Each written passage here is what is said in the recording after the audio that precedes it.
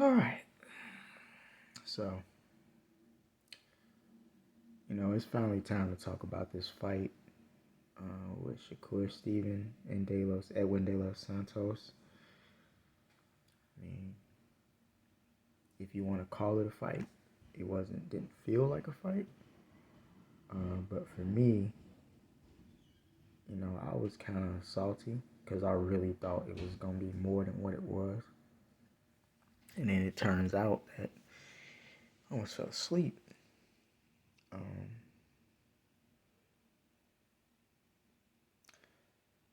Shakur Stevenson, what he did was he used the jab and mostly used the jab. And for the large majority of that fight, he didn't really engage with De Los Santos. He didn't say whether he had an injury or not after the fight, but clearly he was fighting like he was injured. And hey, the fair thing is, at least, after the fight was over, he critiqued his own performance and said it was like a real bad performance. But, you know, even going forward, De Los Santos, I feel like he could have pushed more of the issue as well when he seen that there wasn't too much return fire from Shakur. Like, if you noticing all this man doing is just hitting you, throwing a jab out all night, and he's not following up for real with the left hand, I think he should have pressed the issue and tried to fight him more. Now, for me, obviously, it was a very close fight. Both people weren't really doing too much, and I can understand if people thought that De Los Santos should win off of his aggression alone. I get that.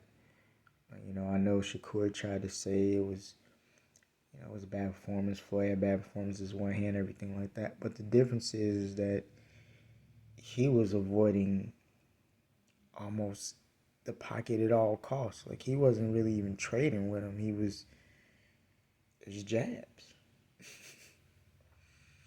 It's like, man, I guess like he won with one hand, but going forward, I don't know how he can't really go against none of the other champs like that, like Tank Davis or Devin Haney. I think they would easily dismantle him. And obviously, we're all allowed to have a bad night, and that's cool. But it really showed in his fight that he really just didn't want to engage. And man, I don't know. Boxing is hit, don't get hit. But at some times, you got to be a dog. I mean, you got to really you got to let your hands go. And I don't know how he landed all these 27 left hands or whatever they saying, or what, 30 something, I don't know. But it's like, I'm watching the fight like right now as we speak. Like, I'm looking at it with the sound off. All he's doing is throw the jab. Like, this is the forefront right now I'm looking at because I'm rewatching it. Getting out there. He just jumped out of the way, moved out of the way again, and going back to the jab. Now, I guess, he tried to hit him with something, got countered, and back to going back out again. So he only was hitting De Los Santos when he turned him with the left hand. It seems like he was only really throwing combos at De Los Santos when he was turning him when he lost balance. But he wasn't engaging him like straight up. A part of me think he probably felt that power and just kind of was like, man, let me just get the hell out the way as quick as I can. But going forward, obviously I do, hope his next performance is better, and congratulations to him. He still did win the vacant WBC belt strap. So I know he didn't win it the way he wanted to win it, based on even what he said, but at the end of the day, he won. I do think the one judge who had it like 116 to 115, they had it right as far as what I would score the fight. But hopefully he just comes out better next time. Obviously, we got Devin Haney coming up versus Regis Prograis. We're gonna see how that goes. See if he come back down to 135, but I doubt it. But yeah. And you got Tank, but Tank didn't even mention him after this fight. He really replied to Devin Haney about their fight. So my thing is this.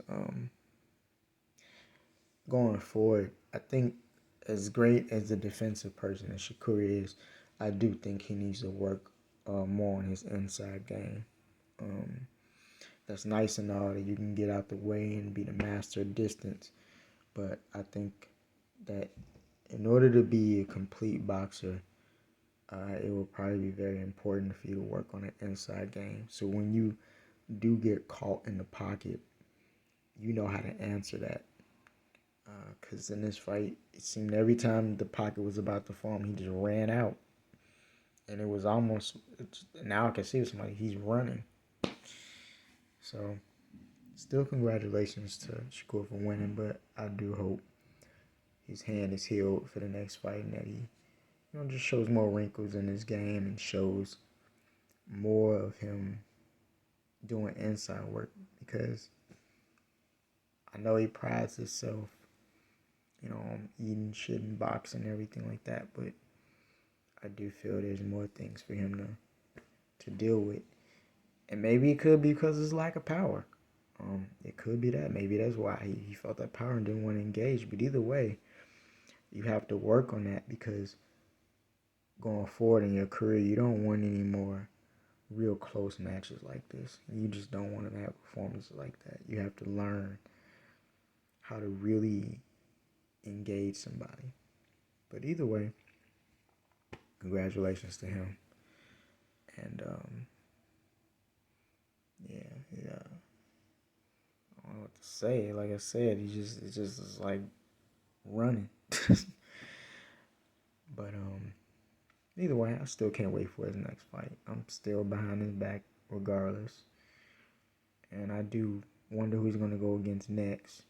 Like I said, it won't be Tank. It probably won't be Ryan Garcia. Who knows? But he does have the WBC now strap. So we'll see whoever the mandatory is for that.